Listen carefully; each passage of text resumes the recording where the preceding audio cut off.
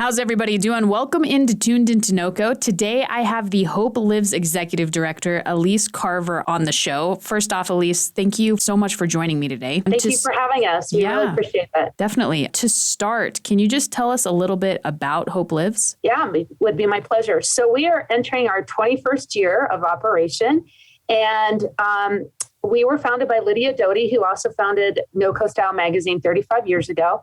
And we were founded because of her own personal journey with breast cancer. We are a breast cancer nonprofit, 100% local to Northern Colorado, and we serve breast cancer patients in Larimer and more recently Weld counties.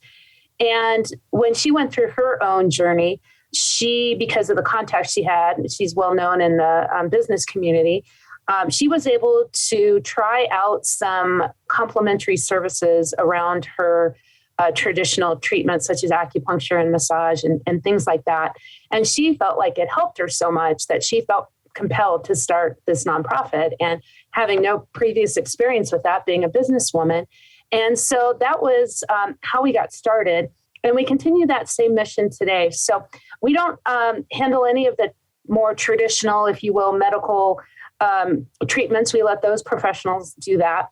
But what we do is we partner with various providers in the community, really just to try to make our neighbors feel better when they're going through treatment, because it's such an arduous, challenging time. So we work with various providers such as acupuncturists and massage and lymphedema massage and counseling and nutrition and money towards wigs and mastectomy supplies and house cleaning and just all kinds of things, really just to try to help our neighbors when they're going through this really, really trying and scary time in their lives. For sure. Now, you guys are putting on your third annual Golfing for Hope tournament this September 12th. It's going to be at Highlands Meadow Golf Club. What should people know about this event? Yeah, thank you. We had to pivot like the rest of the world did in 2020. We would normally do a big inside gala, and we had to get creative since we are 100% reliant on community support and soft money and donations. We had to come up with something else. I have still yet to play golf, so and I'm the one that organizes this thing. So that is on my radar. Got to make it happen. But I do ask a million questions, and I have learned a lot. And so we've sold out the first two, and we are really hoping for that again. We do have, I think we're at 21 teams this morning, and we want to get to 32 teams in about 3 weeks or so. So we definitely have some room on that, but we are looking for players, foursomes or individual. We can pair you up with other folks, certainly sponsors to help us defray our pretty heavy costs with putting on something like this. Volunteers, silent auction items, anything that, because when in my role as the executive director, it's important to me that it's a win-win for everyone. So maybe it's a small business that you'd like some exposure with a nice silent auction item, and that's great because then it still goes to a very important cause. So if there's any kind of interest whatsoever, we can absolutely find a spot for you. Definitely. Now, how does one register for this if they want to be a sponsor or a player? I would say there's a couple of ways. If you want to be a sponsor, I would say reach out to me directly, and Elise at hopelives.org, and that's ELISE.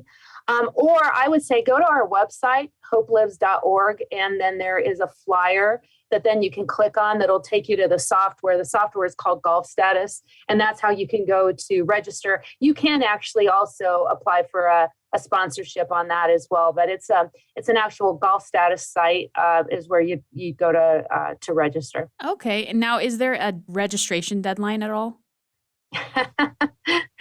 The sooner the better, but I've already talked to the golf tournament, and if it's been like past years, well, the golf folks already told me they're like they're going to watch the 10-day forecast. The sooner the better, but we'll take you right up until the day of the event. So. Perfect. And when does that start on the 12th? It's a shotgun scramble, learning all these new terms, on 9:00, but registration starts at 8. We'll have breakfast burritos from Raph's Tavern there. We'll have donated coffee from Starbucks. We'll have a taco bar for lunch, and we'll have various beverages and snacks and games along the way, and raffles and a silent auction. And we've really tried to be thoughtful about how we can make this a fun experience and add some value, and at the same token have it go to a really important cause. I will say that in the last year, our numbers with serving breast cancer patients have more than doubled.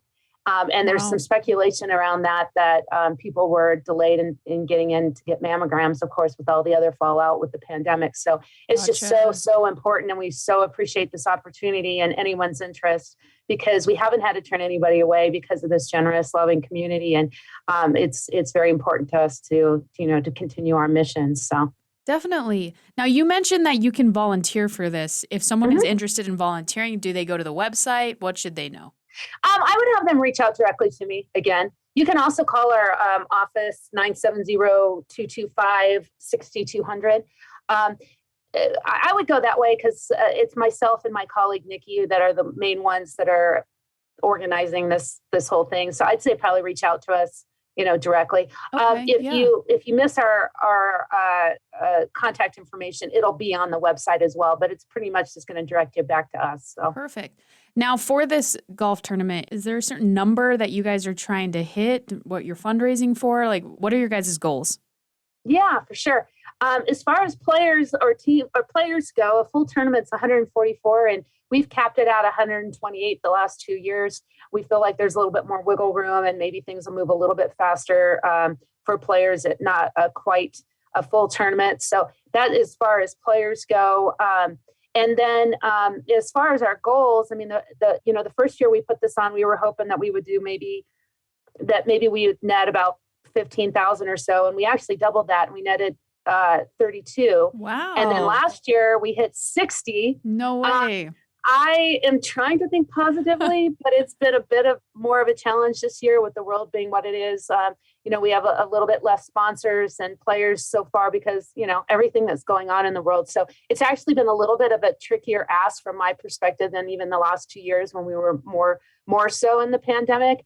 But if we can at least hit that 60 grand like we did last year, man, that will go such a long way for us. Yeah, definitely. Everyone listening, you heard that. Help them reach this 60 grand. That would be incredible. If you're interested in becoming a player or a sponsor, you can reach out to Elise Carver at 970-225-6200, or you can email her at elise@hopelives.org, or always visit their website at hopelives.org. Now, kind of switching gears here a little bit, Elise, Hope Lives offers support services, products, and financial assistance to those dealing with breast cancer treatment, like you mentioned earlier in this interview. Can you talk a little bit more about these services? Sure. Yeah, so the main gist of our program is it's a voucher system. So what we do is we partner with various providers in the community who actually provide the services, and we give a stack of vouchers to our clients or active or breast cancer patients in active treatment.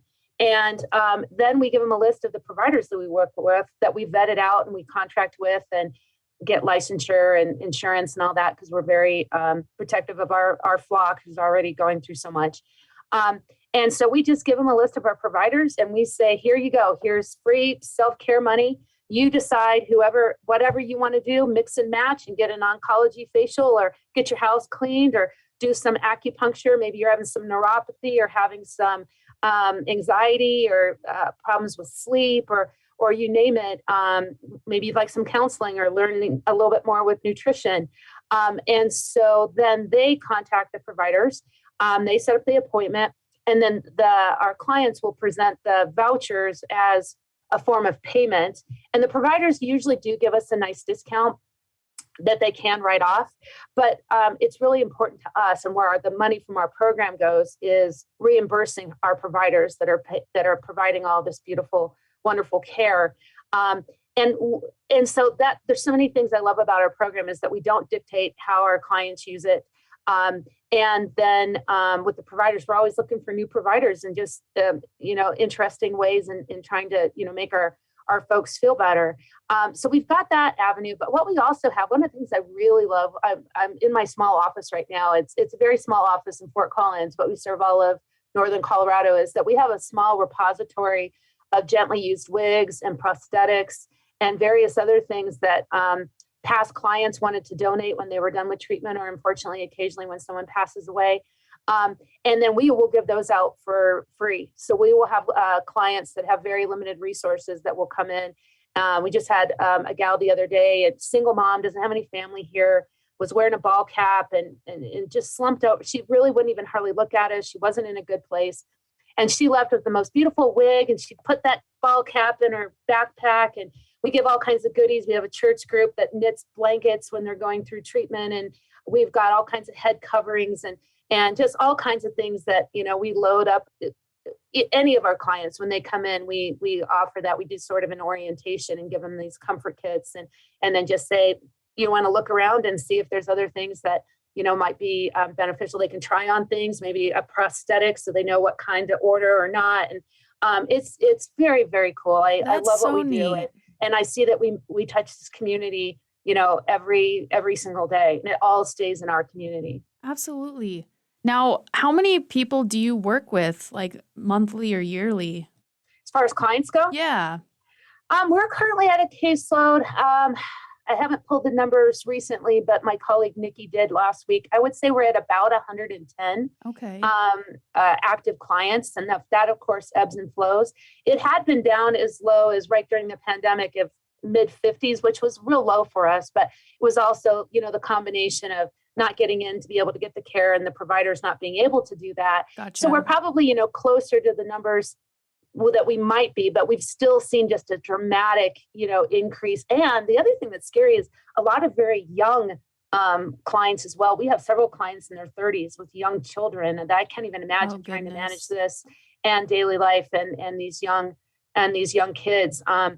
Another thing I was going to mention, if anybody's interested, we did a video project. We have client ambassadors that go to different events for us and also, just speak to their experiences. So we did a video project this last year, and they're all on our YouTube channel, which I couldn't tell you off the top of my head what that is. But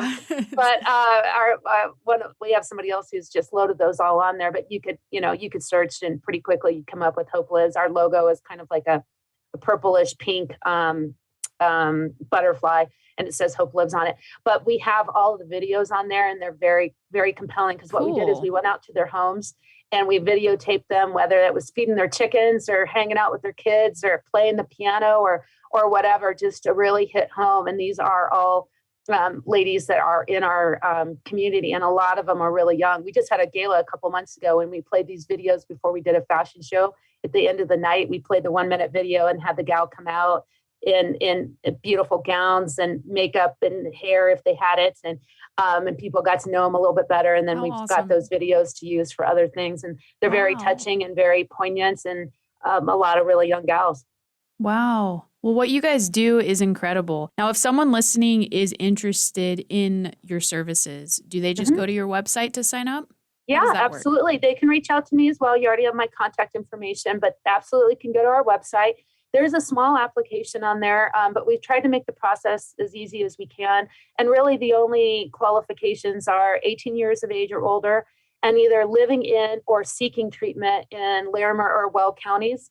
That's it. And we would get the application, or you can mail it, you can email it, or you at least have our contact information. I'm the executive director, but our program manager, Nikki Hauser, she's very open to being a past client of ours as well, and a past ambassador. And we brought her on in February, and she's been a true joy. She just brings so much to it and credibility, and she's been there herself. And so she would be the one that would be orientating and contacting and having an initial phone call and talking about it, and then really trying to encourage, the clients to come in and see what kinds of things we can help them with, and just be a resource for lots of different things out in the community, and a support group that, Nikki goes to. And so Nikki would be the main one they would be talking with, but we're pretty small. It's me and Nikki and a part-time accountant and a board. So small but mighty. Small, but we're mighty.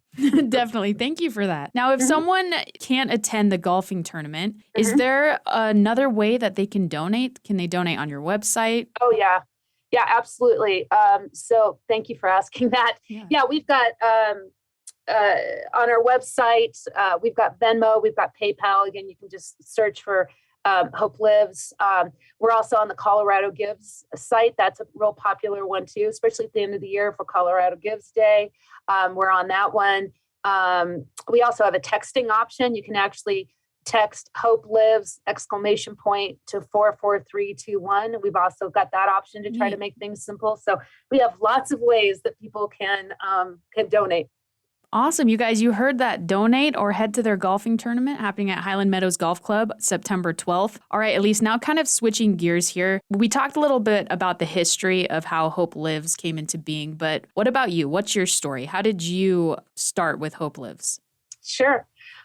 Well, I graduated from UNC, and then I went down to Go Bears, and then I went down to Denver for many, many years.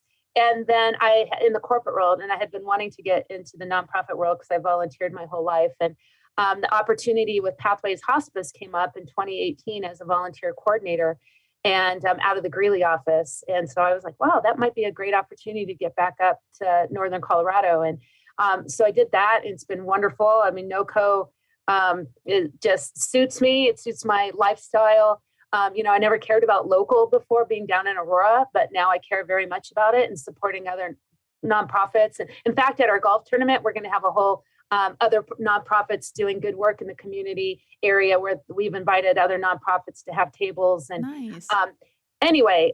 So I did that for 2 years and was happy and doing my own thing. And then I got recruited to come on to Hope Lives when there was a position, because there was someone who was a volunteer for Pathways who I knew and was also the board president for Hope Lives. And right when the pandemic went down in like April of 2020. And wow. It was a real head and heart decision, because we are 100% relying on soft money and community support, and we're Right. small and we don't have an unlimited, reserve. And with most hospices, the majority of their money comes from like Medicaid and Medicare and stuff. And also there was risk on their side, because I had a lot of corporate management experience, and I had 2 years of nonprofit, but I had no nonprofit management experience. And it was like, okay, does this make sense right now? And it was funny because with my tribe, I had about half of them that were like, just go for it. And the other half that was like, do not do this. This is crazy. And I've never had a split like that either. Yeah. So anyway, it was a really head and heart decision. And I finally talked to the guy that actually recruited me. And he was like, well, do you believe you're going to be okay either way? And I was like, you know what? I do. And I think this is a real gift and an opportunity. And as scary as it was, you hear this a lot, that once you make that scary decision, it ends up being just, the best decision. I mean, I love this organization and my job, and I see the difference we make on a daily basis. It really fills my cup, and it's exhausting sometimes. I'm the main fundraiser. I'm that person, out in the community all the time. Last Thursday I canvassed Windsor all day long, just around the golf tournament, because that's the area where it's going to be. But I'm just that committed. I want to make sure we never have to turn anybody away. And the stories that I hear are a constant reminder. And I think it makes me a better leader when I talk to these gals. And I think it makes me a better human being. So it's not a hard sell. And I'm just, I'm just grateful for this opportunity. I learn all the time. I meet people all the time. I love, like I said, to do business with other small business, and how can we support each other, and how can we all just, do good work. And I've been so impressed with how loving and generous this Northern Colorado community is. So it was the best move moving up here, and then just, where I am now. So I'm very grateful that, I stepped out of that huge comfort zone and went for it. But thank you for asking. Well, we are too. What you guys do is incredible for the individuals and families of our community. Definitely makes a difference. Yeah. Now, for your annual golfing tournament, or just for Hope Lives, is there anything else you'd like our listeners to know?